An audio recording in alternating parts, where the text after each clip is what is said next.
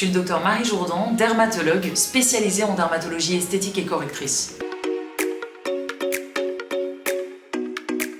La dermatologie réparatrice et correctrice, elle fait partie de la dermatologie globale. Il s'agit d'aller améliorer l'aspect de la peau, soit après un accident, après une chirurgie ou après une maladie de peau par exemple. En dermatologie conventionnelle, on a certains outils, des outils très mécaniques comme l'azote liquide qui va brûler la peau, l'électrocoagulation, cette petite aiguille électrifiée. On a aussi des outils chimiques. C'est l'usage par exemple du nitrate d'argent pour aller cautériser ou de certains peelings, des acides. Et en dermatologie correctrice, on va utiliser tout un arsenal qui va faire intervenir des lasers. Donc là, c'est vraiment le fait d'avoir apprivoisé des énergies particulières, des longueurs d'onde particulières pour aller cibler des problématiques spécifiques dans la peau. Par exemple, on peut utiliser des lasers épilatoires qui sont connus du grand public pour aller miniaturiser jusqu'à détruire des bulbes pilaires. Ça, c'est un laser qui peut être utilisé en esthétique pour enlever les poils, mais c'est aussi un laser qui peut être utilisé pour travailler sur